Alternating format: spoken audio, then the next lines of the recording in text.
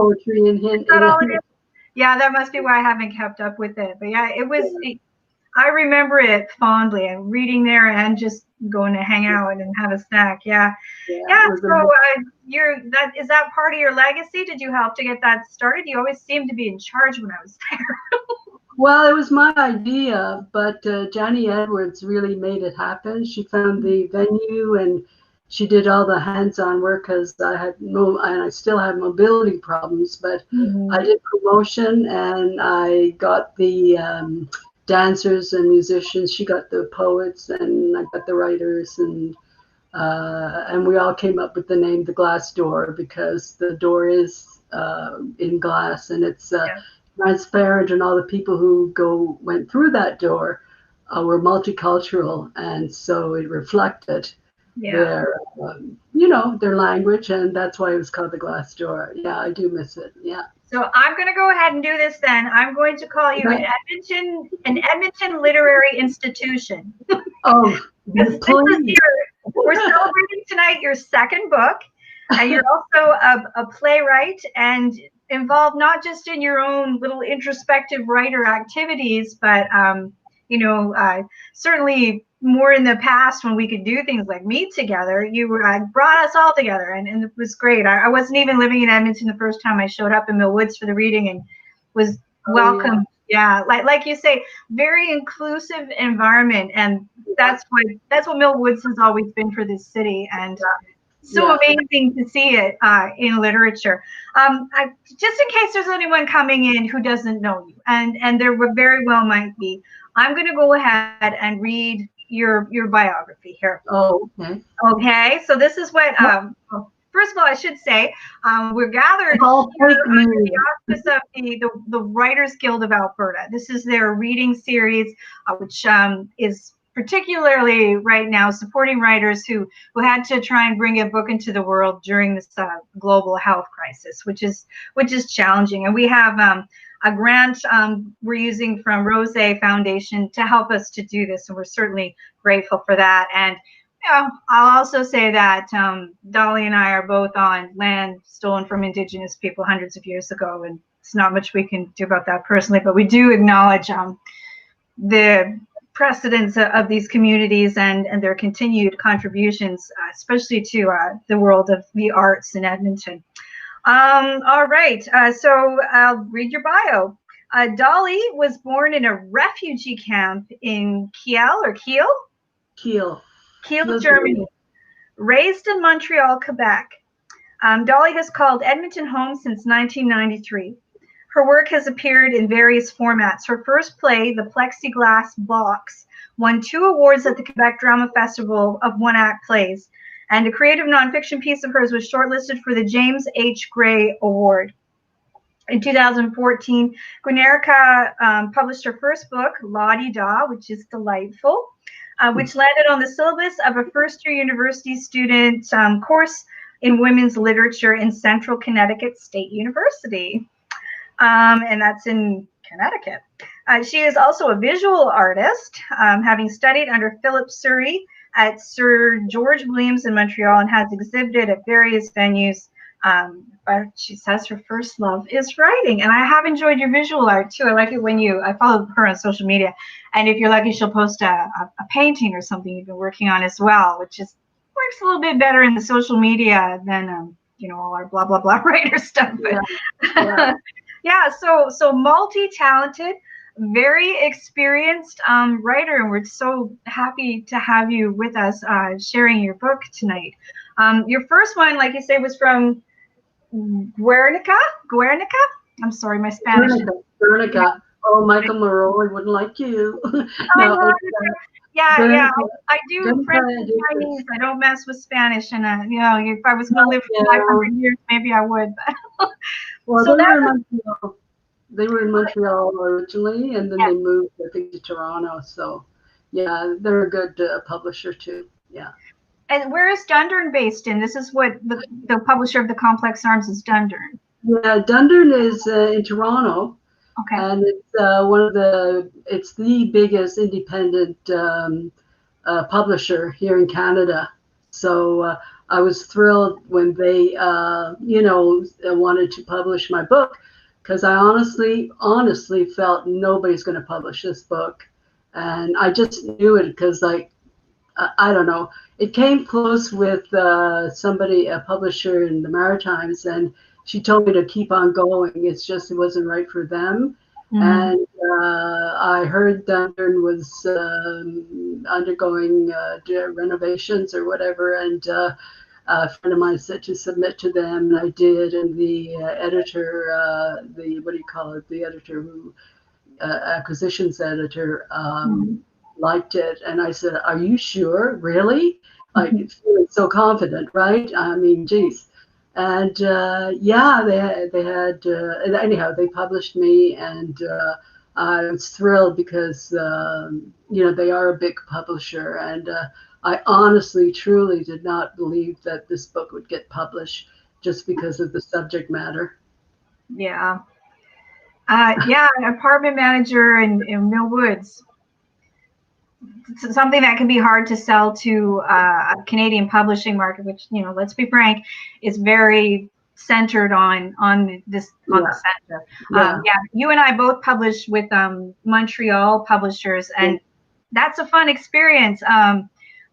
But yeah, it's when you come at it from the West, sometimes people would say about my novel, I shouldn't be talking about myself, I can't tell where this is set. I can't tell where it's set. They're so frustrated because, it's an Anglophone urban center that doesn't quite make sense to people, but I think you do a great job. I think it reads very nicely. And of course, place comes into it as well with the disaster. And this is interesting. The disaster of Black Friday here in Edmonton was in 1987. You and I didn't move to Edmonton until the early 90s. So we just kind of came right after this happened. Yeah. Well, so, sorry, go ahead. No, I'm just asking you a question. Do people ever, maybe I should, first of all, before I ask you any more questions, if anyone viewing this wants to ask a question, we have someone from WGA watching the comments section on YouTube. So please write whatever questions you have for Dolly in those comments, and we will ask her here on the screen. And it might say you have to sign in. That doesn't mean you are now a YouTuber and expected to know whatever. It's just your Google account. So don't be afraid. Go ahead, log in, and give us your questions. Because we'll just sit here and gab the whole time, but we'd love to have your input. What I wanted to ask you, Dolly, is do people, as you take the book forward, do they want to know where you were when the tornado came?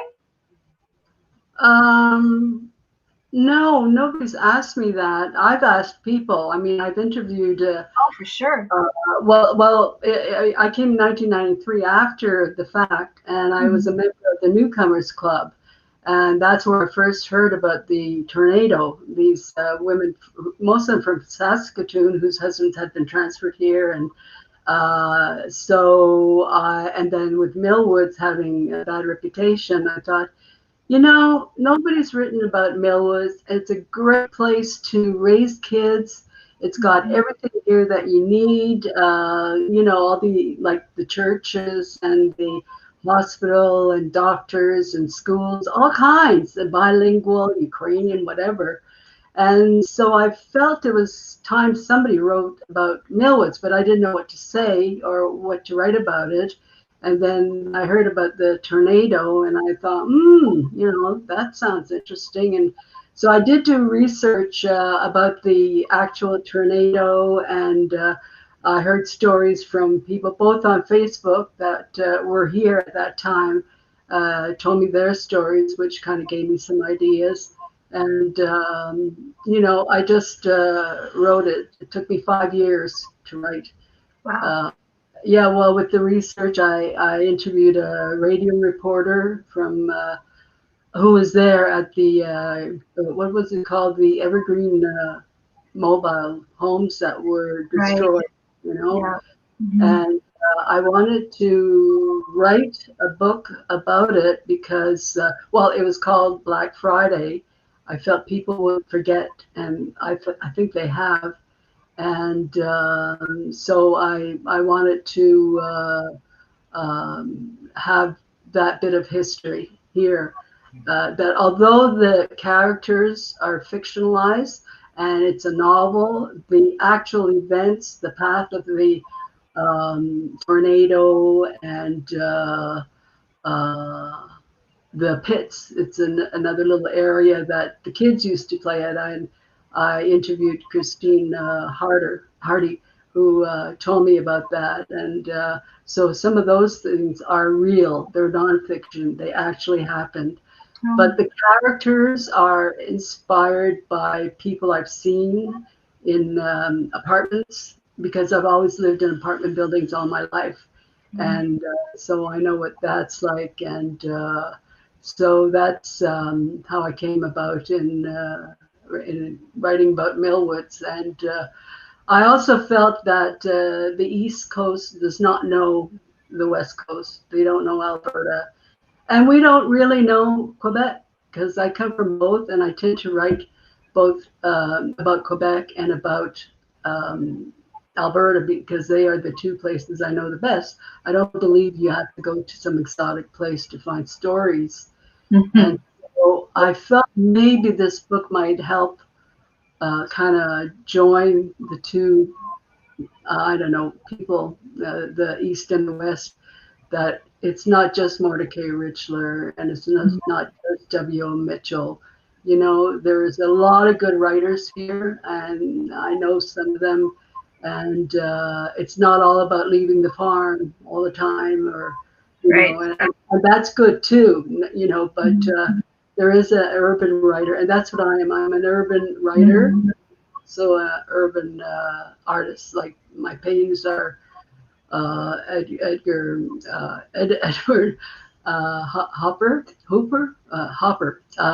which is all houses and the urban landscape. So it's the same in my writing too, because that's what I know, and so I always cast my characters in those kind of settings. Well, and it's authentic of the Western experience, since most Westerners live in the urban areas. We do. This whole rural Alberta experience is one that we haven't had. That's right.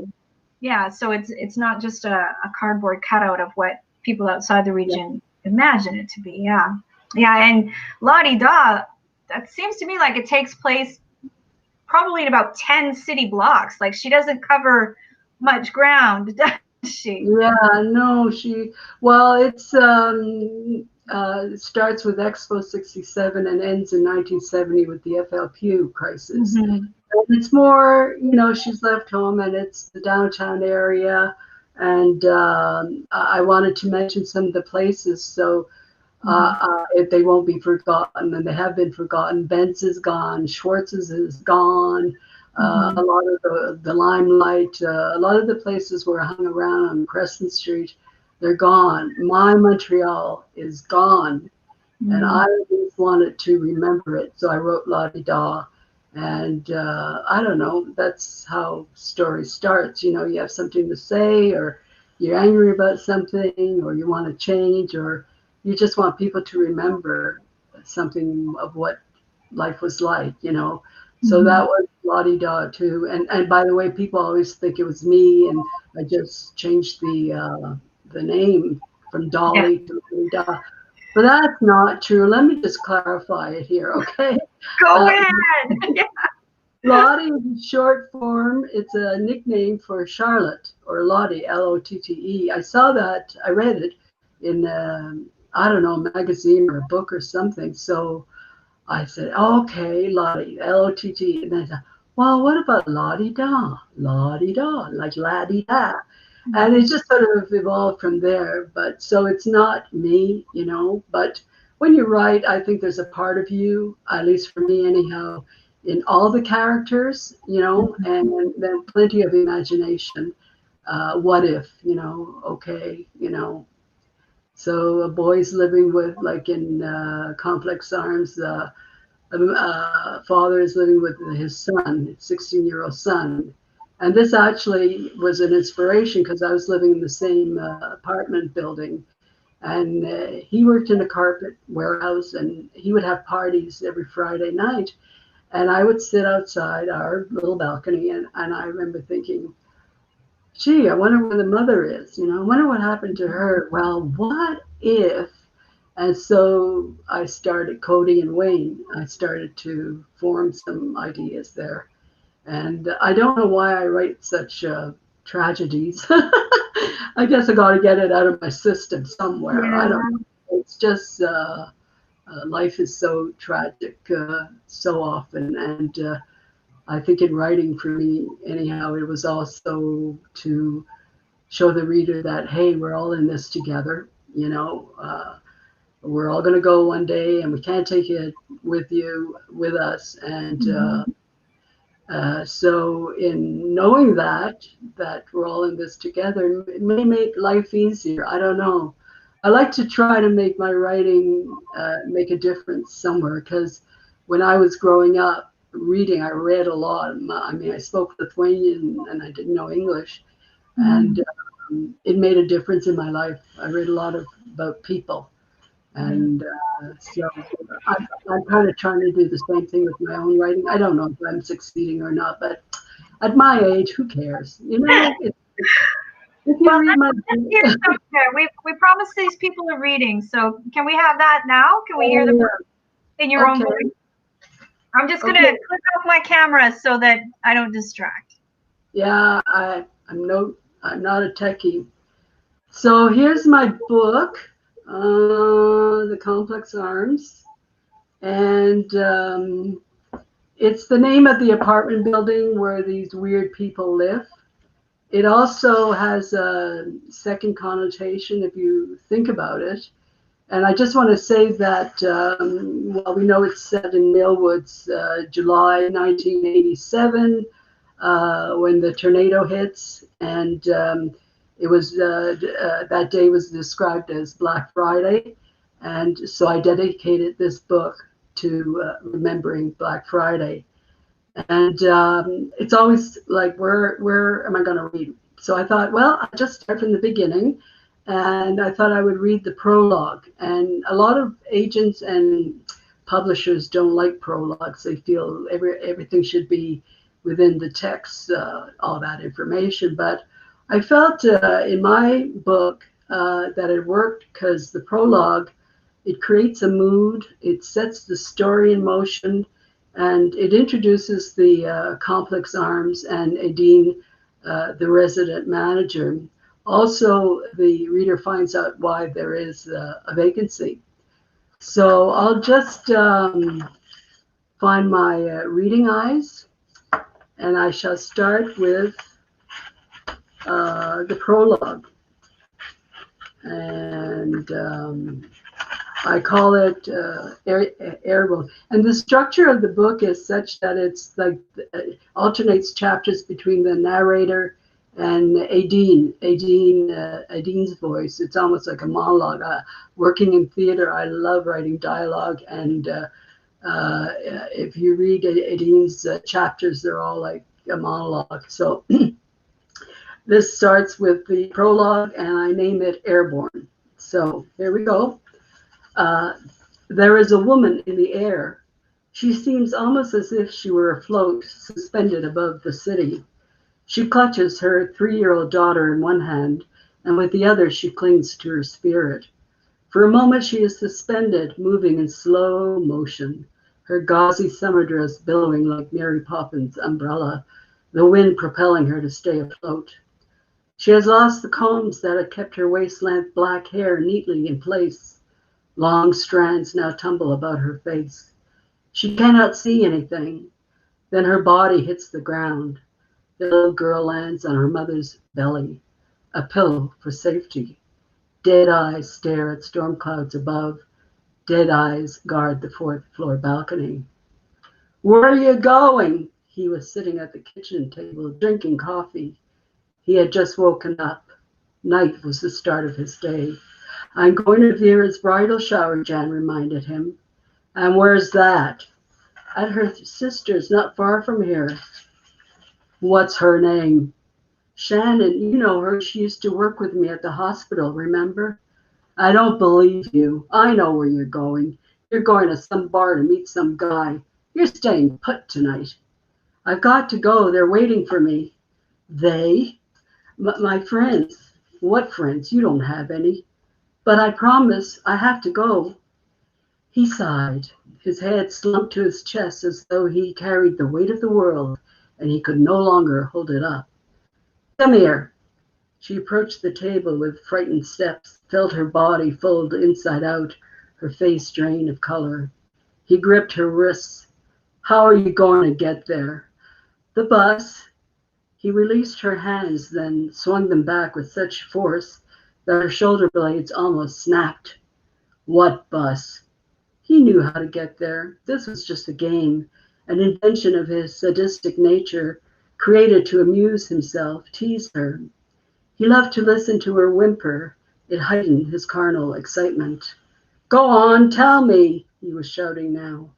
I'll take the bus on the corner of our street, then 4 blocks later get off, cross the street, and there's Shannon's house. It's not far, and I promise not to stay long. He whacked her on the side of the head.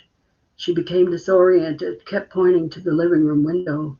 See, come here. I'll show you where the bus stops. Don't you dare talk to me. Not a word. I said no. Let me at least call Shannon, let her know I can't come. They're expecting me. And then the tears. She knew he hated tears. She rubbed her eyes, pretending they were itchy. Tears triggered some demon in him. Oh, God, she shut her eyes. Don't cry. She willed herself, don't cry. She could see Nina hiding behind the sofa, trying to make herself invisible, sobbing softly. What will she remember of her childhood? And then the belt. She cowered, screeching like a pig sent to slaughter, spinning, twirling, running in circles, dodging his buckle, screaming, squealing. He shoved her into the bedroom, onto the bed. She lunged toward the phone on the nightstand, her hands blindly searching for the receiver. Too late.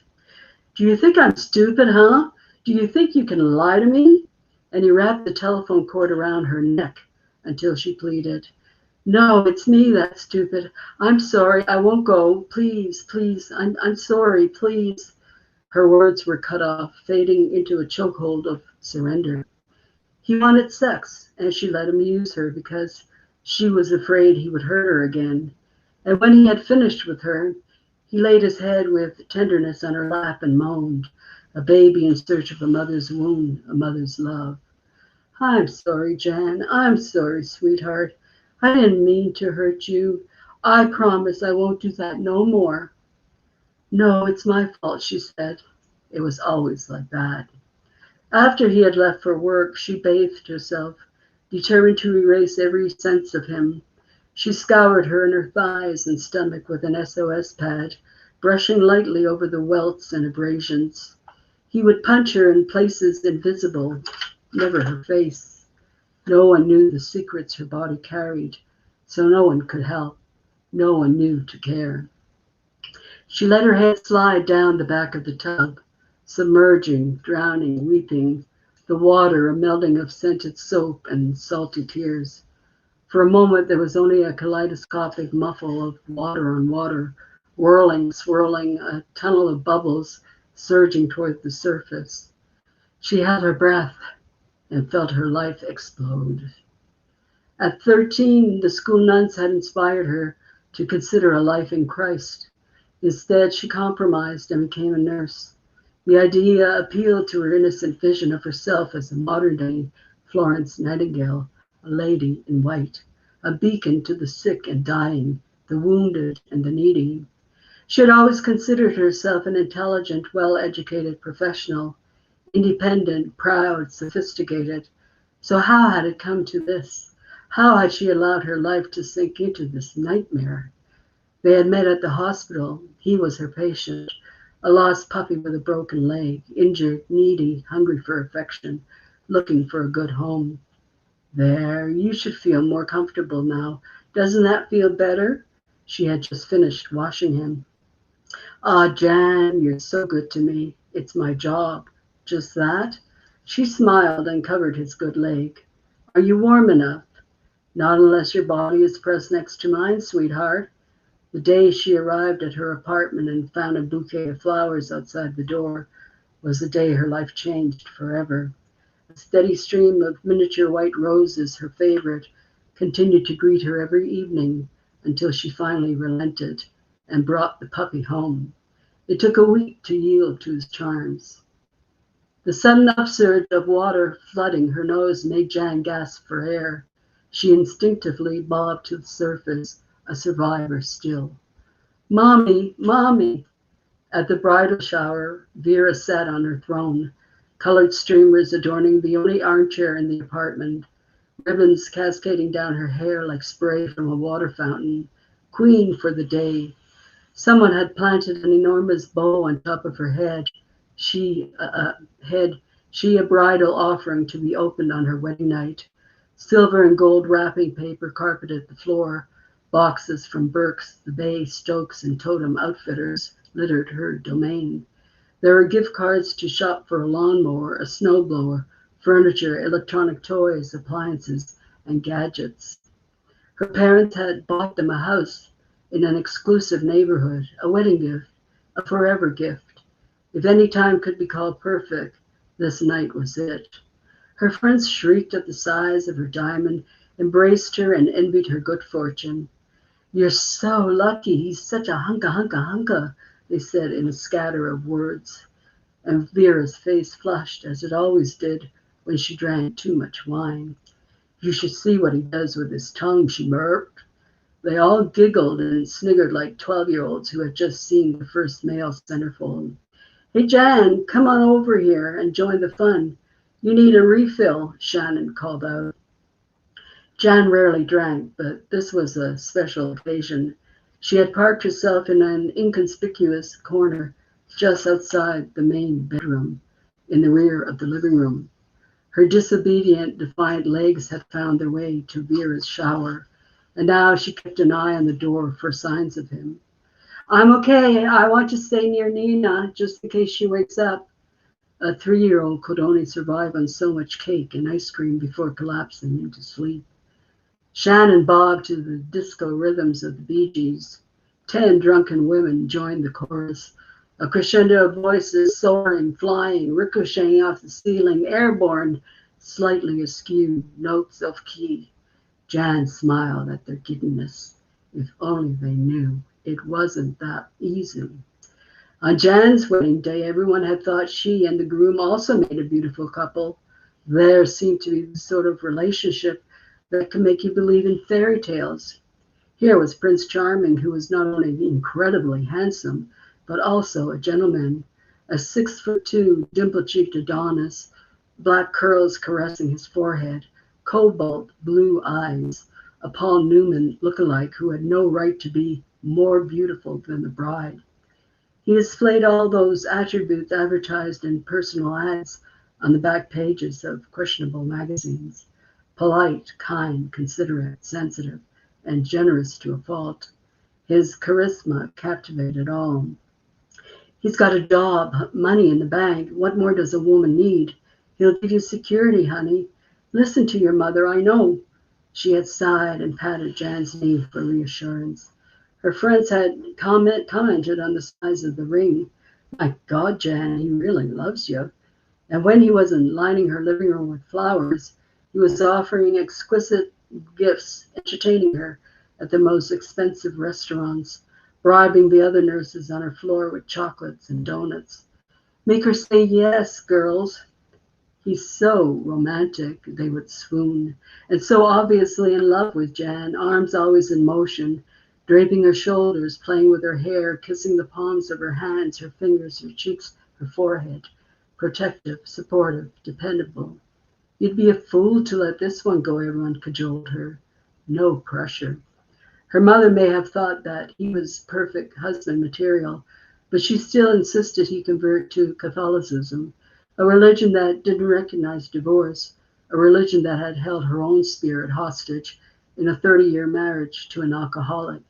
Yes, to justify the expense of a large wedding, he would have to convert, insurance for a marriage that might go wrong, an obligation to honor their vows and stay the course until death did them part. At her wedding reception, Jan had danced with an old friend. Perhaps he had held her a little too close.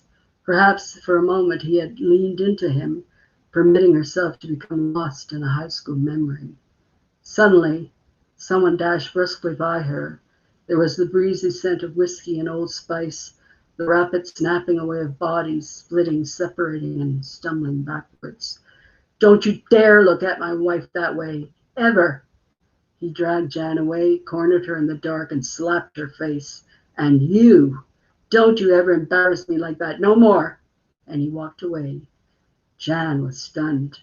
His mother discreetly brushed by her side and murmured, He's been so stressed out lately with the wedding and all, dear. It was one of life's transitional moments. Jan excused his behavior, made the mistake of measuring the intensity of his love by the intensity of his jealousy. She forgave him. The real nightmare began 5 months into the marriage. He was fixing a light switch and had forgotten to shut off the fuse box. You'll electrocute yourself, she had warned. There he was, prodding at the switch with a screwdriver. You're going to hurt yourself, she kept insisting. You'll see. Call Aideen. I know what I'm doing, he shouted back over his shoulder, but she persisted. Perhaps if she had held her tongue, perhaps if she had called Aideen, the resident manager, herself, the outcome would have been different. He repeatedly stabbed at the switch, punching holes in the surrounding wall, unleashing a buried fury, a steady jab-jabbing, leaving a trail of dents on its surface, jab-jabbing, and her nagging voice in his ears, finally resulting in the convulsion in his hand. See, I told you, she scolded. I told you, but you wouldn't listen. And he charged at her, flinging her body across the room. Shut up! When Nina was born, he had denied his paternity and called Jan a slut. He was drunk. He demanded she quit her job. The thing that had initially attracted him to Jan was gone. She became dependent, and he resented the attention Jan lavished on the child. To him, Nina was an irritant, an obstacle for Jan's affection. That was when he began to drink heavily. Then the fights really began. You should be able to live on what I give you. What do you do with it? He would holler. But he never gave her enough money. In the day while he slept, she would salvage bottles from the apartment building's dumpster, hoping to find enough empties so she could buy Nina milk. She would often battle with her neighbor, Peyton, over a found empty beer can. It's a fundraiser for the Boy Scouts, she would say. Let me have it. A life just held together, glued by secrets and lies. Once she had whispered in the confessional, He's been hurting me, Father. And her parish priest had sighed and told her to be a better wife and not argue. As penance, he made her recite 50 Hail Marys. Thank you. I'll stop here because that's my 11 minutes. We have time. I could continue or answer your questions. Thank you. Hello?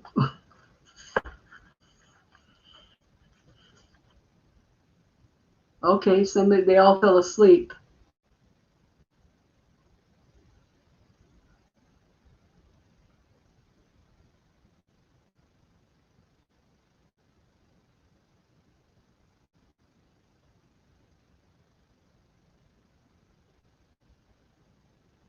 Hi, Dolly. Hi, Jason. It's not Jennifer. Jennifer's typing in technical difficulties. So I will jump in. Yeah. So somebody had a turning your camera off can sometimes mean that it won't turn back on. Somebody had a question just before you started reading. Jane has asked, I would love to hear Dolly speak about how a short story she wrote inspired this novel. Is that true? Is this based off a short story? Yeah, I started it as a short story, and it didn't work out. It wasn't successful, and that's when I learned that I'm more of a novelist and not a short story writer. I don't know how to write short stories. I don't know. Although I had a couple published, but I used some of the things from the short story in the novel. Some of it, yeah, but not all of it. So I don't know if that answers the complete question. But how long was the short story that you wrote? I can't remember. It was so long ago, you know. I know this book took me 5 years and 1 year of editing and more editing, but the short story, I really cannot. I think I was in a workshop at that time, and that was, I mean, it must have been 6 years ago, 6, 7 years ago. Well, it was almost around the time I came here. I was trying to feel myself around what kind of writing did I want to do, you know, should I do freelance? And I had a wonderful friend, Virginia Dirksen, who I would meet every Monday after work at her office. She was a freelance writer. We'd just talk. She was one of the first writers I met. And I said, I'm just trying to figure out what kind of writer I want to be. And then, because she thought, maybe, what about a freelance writer? You want part of my business, or, you know. And then at the end of summer, she said to me, you know, I think you want to be a fiction novelist. And I said, yeah, I think you're right. I think I like just diving into the story and taking on everybody's parts. But a short story is hard to write, you know. So I acknowledge the expertise of people who do write short stories and are winners in that field. You know, there's, what do they call it? The marathon runners, that's me. And then there's the sprinters, that's the short story writers. So I'm the marathoner. I just go on and on and on and on and on and on. and your heart rate is like, you know, like 30 beats a minute or whatever those marathoners are. So here's a question for you. So I see Jennifer's trying to come back in, but you talk about 5 years of writing, the research. You also talk about the editing. So people that are watching, people that are also writers, or people are working on their first book, or maybe even, you know, their second or third book. What kind of advice do you have to people that they feel like they're on year 2 or year 3 and they just, you know, they feel like it's taking too long, or what kind of things you have to say to that? Don't give up. Never. If that's what you want to do, just keep doing it. And if you feel you can't do it because you don't have a degree in creative writing, forget it. Mordecai Richler and a few other writers said, go to university, learn everything, and then forget everything and just write. And that's what I say, just write. And you'll find your way, you'll find your story. I always say, write like whatever you're writing won't get published. Just write that way, and then you feel there's a freedom you feel. You say, the hell, I can write whatever I want. I know this isn't going to get published. And then these things come out of your head and imagination. So that is one of the things I always tell writers. And I always get that, you know, how do I write? And the cliche is, well, you just write. And if you're a true writer, you don't give up. You never give up. You just keep practicing and writing, and if that's your love, and that is my love, next to my painting and my grandson. You know, not in that order, but. And so somebody else had a question here. I didn't write his name. I'll go back and check the name, but so this is about the characters that you write about in your new novel, The Complex Arm. So it says, how do you deal with getting people past the feeling of wondering why the heck she stays with him? I know that often women do. So I think they're getting at this kind of, you know, you're trying to make a sympathetic character, but you know, there's a lot of complexity there. Well, Frank has this question. Yeah, well, I think you said it right there. It's very complex situation. Usually the woman doesn't have any money or any place to go. And I mean, I know of a case, that was my mother, and there weren't any shelters in the 60s. And you stay, you work, you try to save your money, you try to help your kids. And I don't know, I think there must be a lot of different reasons, and I'm not privy to all of them, but yeah, you say to them, because, and what I read was that most of the time these women are very intelligent and independent, which is what I say in my book. And so how had it come to this, you know? And I don't know, it's a good question. And the best thing would be, to go to a women's shelter, talk to them. But I read a lot about that too. The women don't have the confidence, and they just stay because, especially, for the kids, they say, because it's usually a question of money. So we can get women to make a good salary and get into a good situation and make a life for themselves and their kids and not stay with a pervert or a demon, whatever, then I think the world would be a better place. And so I'll give people one more chance. We'll probably have time for one more question if they write it in the chat. But the last question I had was also, you're talking about research. And you were just telling, the other piece of advice you had was, just write and don't worry about whether you're going to get published or not. So in terms of, how important is it for you to research? Is it something you always do with everything you write, or is it you just wanted to do it for this particular book to get certain details right? Or what role does research play? No, I've always researched, even in Lottie Dahl, my first book, just to make sure I got the facts right and dates. And that's what I did in the Complex Arms also. Like I said, I spoke to a radio reporter who was at the Evergreen Trailer Park where the devastation happened. I read the Edmonton Journal's archives. I spoke to people who were there or saw it. And I like talking to people and getting their story. And so that's, you just do your research. Because although it's a novel, I did want to make sure that the information about the tornado was authentic. Because people who were here then would see, yeah. And so that's why, and I like research. You always learn something, and you get inspired too. I found, like what happens to what Aideen does at the end. I was reading a lot about that kind of situation, and I won't tell you what it is. You have to buy the book.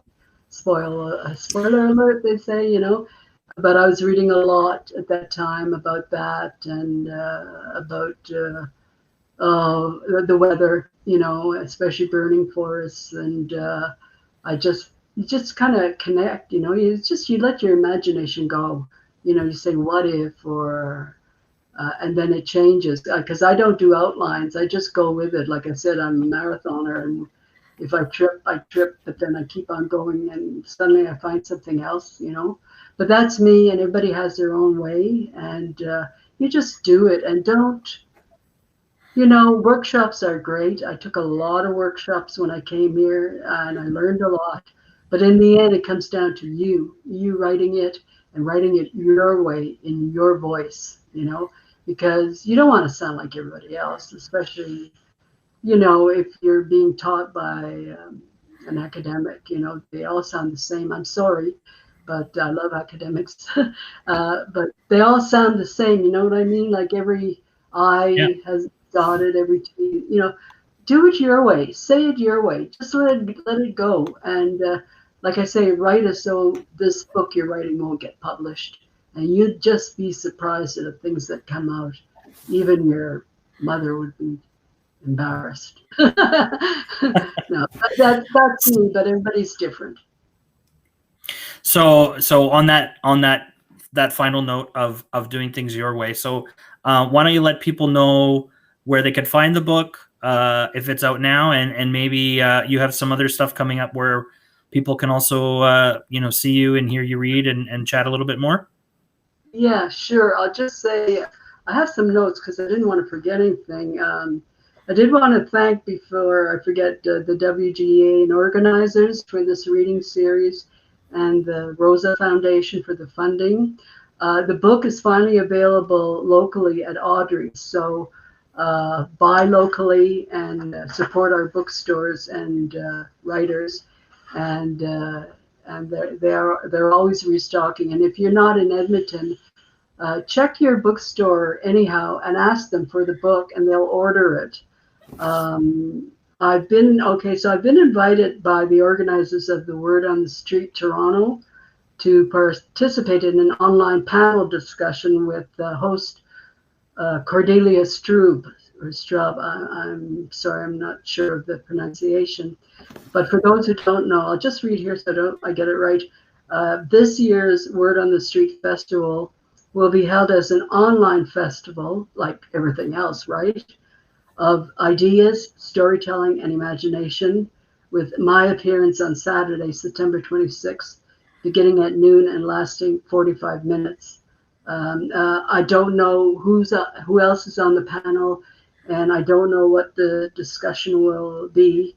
I'm told that I'll receive more information as we get closer to the date, which is September, the end of August. Well, we're in August right now. We're in September 26, 27.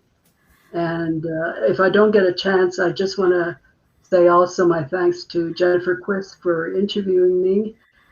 She is so cute. And she too has a book out, by the way. Hey, the Apocalypse of Morgan Turner. So check her out, okay? And everybody else, thank you for listening. Although I probably said this too early, did I? So that's basically what I wanted to say. And it will be videoed, the panel discussion. People know the Word on the Street festival, and like everything else I said, it's online. And I was really surprised when the publicists of Dunder and told me this. They've invited you, and I said, really? What? So I don't know, but I'll put it on my Facebook and Instagram. I'm on Facebook, and I'm on Instagram is dolly.dennis.10. And my main thing is please support your bookstores, the local bookstores, and support the writers, all writers here in Alberta. There are so many unknown and so many good ones that, what the Writers Guild is doing is fantastic. So please, readers, do that, okay? Promise me, so help me God, so help me God. So I think that's all I wanted to say, and I'm ready to go. Okay, never mind. We're all ready. That was great, Dolly. And people were writing in the chat. They're saying congratulations on the book. Looking forward to reading the book. And I know Jennifer, who can't get back in because of her camera, but she's here, and she says thank you so much. And but thank you very much to Jennifer Quist for hosting. I thought it was great to get you two chatting, and thanks for her hosting job. So I will sign off there. Once again, thank you, Dolly, and best of luck with the book. My pleasure, and thank you for our next online reading. Yeah, you bet. Our next online reading, I think, is September 10th.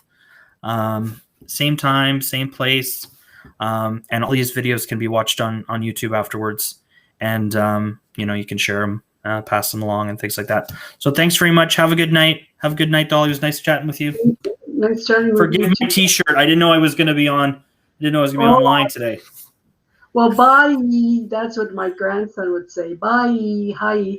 So bye, Calvin. And nice chatting with you too, Jason. Thank you for having me. Okay.